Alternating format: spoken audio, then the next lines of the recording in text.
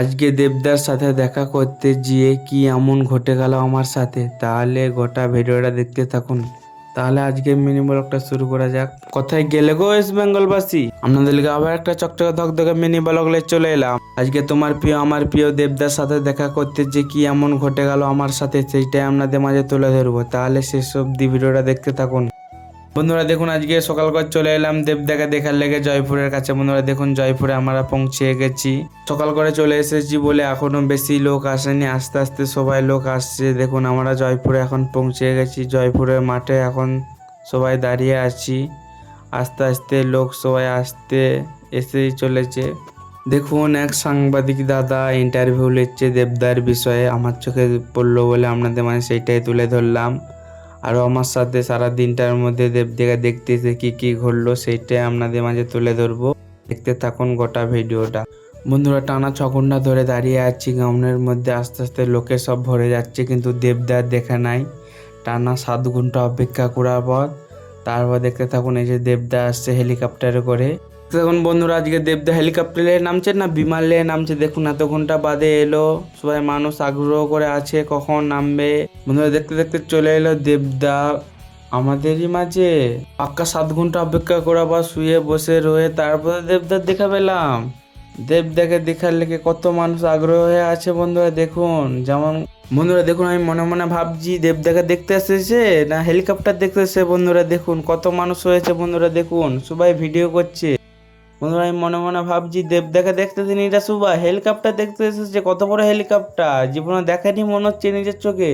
সবাই মোবাইলই ব্যস্ত, দেবদাকে কেউ দেখেনি। বন্ধুরা দেখুন শুধু হেলিকপ্টার দিয়ে তাকিয়ে আছে। আই এম তো অবাক। আমার আগে সে দেখুন কত বড় কন্টেন্ট ক্রিয়েটর দাঁড়িয়ে আছে, তাহলে আমাদেরকে কি দিবে আর পাত্তা? আপনারাই বলুন। আই এম তো অবাক, কত বড় হেলিকপ্টার দেখছি এখন। বড় বড় ইউটিউবার এখন ব্যস্ত হয়ে গেছে ভিডিও বানাতে, ব্লগ বানাবে, হেলিকপ্টার বানাবে, ব্লগ বানাতেই সবাই ব্যস্ত নিজের মতো। তাহলে আমিও দাঁড়িয়ে থেকে কি করব? অত বড় কন্টেন্ট ক্রিয়েটর দাঁড়িয়ে আছে আমার সামনে, ওদিকে নিয়েও তো বানাতে হবে আমাকে ভিডিও।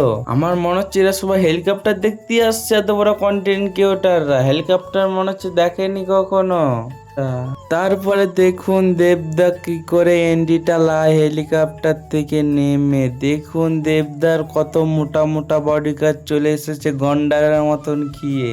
তারপরে আমিও দেখতে থাকি দেবদাকে কিরা রিসিভ করতে আসছে।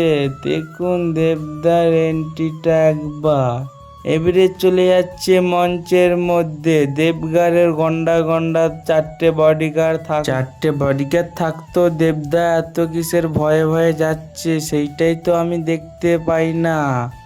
কত লোক দেখুন, সবাই বড় বড় কন্টেন্ট ক্রিয়েটর, দেবদাকে দেখতেই ব্যস্ত সবাই। আর দেবদা 4টে গন্ডার গন্ডার বডিগার্ড আছে, দেবদাকে দেখতেই দেয় না। সেইটাই তো আই এম অবাক। তারপর দেখতে দেখতে মঞ্চে উঠে গেল। তারপর দেখুন দেবদার ভক্ত হলো কত ছুটছে এখন দেবদাকে দেখার লেগে একতরফা। তারপর দেখুন দেবদাকে দেখার লেগে সবাই পাগল হয়ে যাচ্ছে। কিন্তু দেবদার 4টে মোটা মোটা গন্ডার থাকতে দেবদাকে কি করে দেখতে পাবে?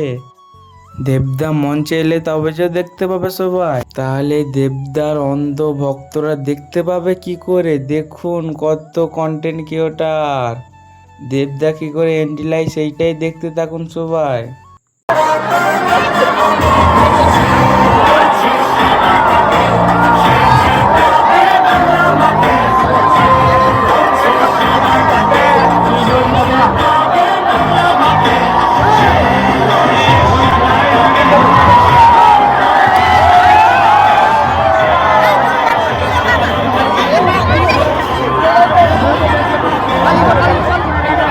দেবদার কিছু ভালোবাসার ভক্তদিকে অটোগ্রাফি দিচ্ছে, দেখতে থাকুন। দেবদার ভালোবাসার মানুষের দিকে একটু সেলফি অটোগ্রাফি দিয়ে কেমন কি দেবদার এন্ট্রিটা হলো একবার কমেন্ট করে বলবেন। আপনি কি একটা দেবদার ফ্যান? তাহলে গোটা ভিডিওটা দেখে যাবেন। দেখো এই ভিডিওটা কেউ সিরিয়াসলি নেবে না। দেবদাকে এবারে বরণ করে নিয়েছে, দেখতে থাকুন গোটা ভিডিওটা। যারা এখন দেবদার ভালোবাসার মানুষ আছে তাদের সাথে দেবদা এখন সেলফি তুলছে। আমার ফানি ফানি ব্লগ ভিডিও আপনাদের কাছে কেমন লাগে একটি একটি কমেন্ট করে বলবেন।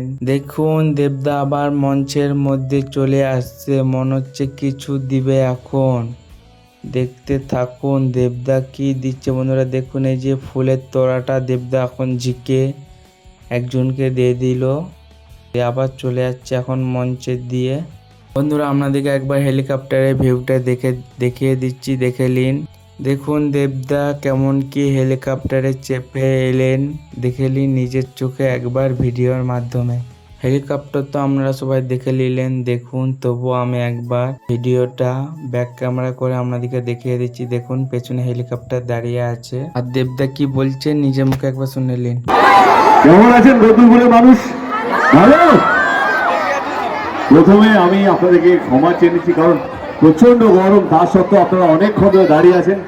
হাত জোর করে মাথা জোর সবাইকে ধন্যবাদ। এটা মানে সত্যি এটা স্বাভাবিক নয়, এই গরমে এত হাজার হাজার মানুষ আসা যে কোনো জনসভায়, সত্যি এটা ভীষণ ভালো লাগার একটা ব্যাপার। কিন্তু সত্যি আমরা দুঃখিত, তার নির্বাচন এই এত গরমেই হয়, তো সেই জন্য আমাদের হাতে আর কিছু করার নেই।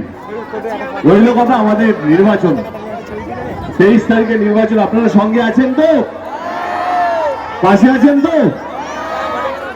23 তারিখে নির্বাচন। আমি একটাই কথা বলতে চাই আপনাদের সকলকে, যে আমাদের নেত্রী গত 15 বছর ধরে, মমতা ব্যানার্জি সরকার আপনাদের আশীর্বাদ, আপনাদের দোয়াতে গত 15 বছর ধরে বাংলায় কাজ করছে। আমি একটাই কথা বলবো, যে আমাদের সরকার কোনোদিনও ধর্ম দেখে কাজ করেনি। আপনি হিন্দু না মুসলমান সেটা দেখে কাজ করেনি। আমাদের কাজটাই হচ্ছে ধর্ম, মানুষকে আগলে রাখা, মানুষকে বাঁচিয়ে রাখা, মানুষকে এগিয়ে নিয়ে যাওয়া, এইটাই হচ্ছে আমাদের পরম ধর্ম, আমাদের দলের ধর্ম। 23 তারিখে নির্বাচন।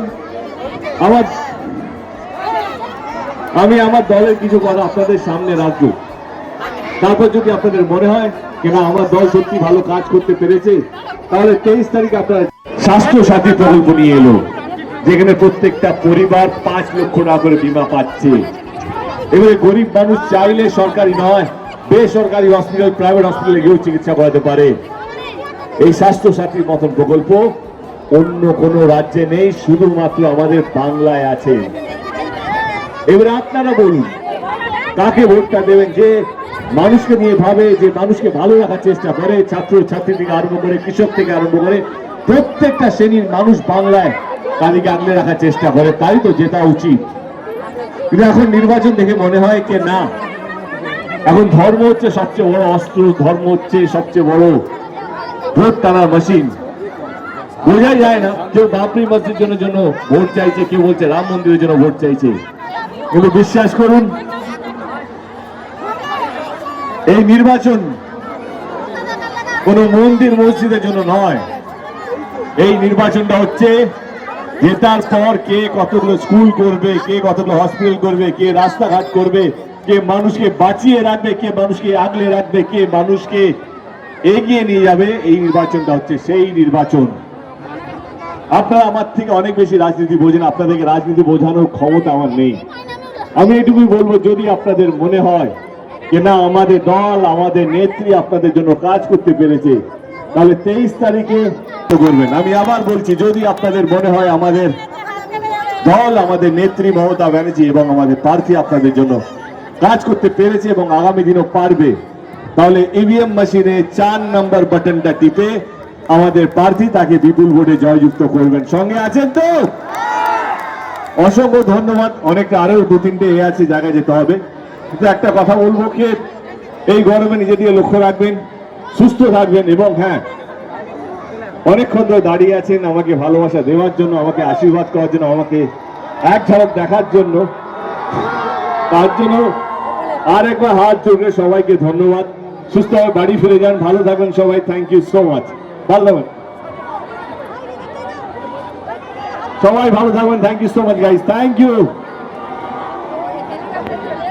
প্রচুর রোদ গরমে পুরো মুখ লাল করে দিয়েছে সূর্য মামা। শুনতেই পেলে বন্ধুরা দেবদা কি বললো আপনাদের মাঝে। সবাই দেবদাকে ভিডিও যেটা করলাম সবাই খারাপ মাইন্ডে নেবে না, বন্ধুরা যারা আমার ফালতু মিনি ব্লগটা এত দূর পর্যন্ত দেখেছেন তাহলে একটা কমেন্ট করে যাবেন। আজকের মতো মিনি ব্লগটা এখানেই শেষ করলাম।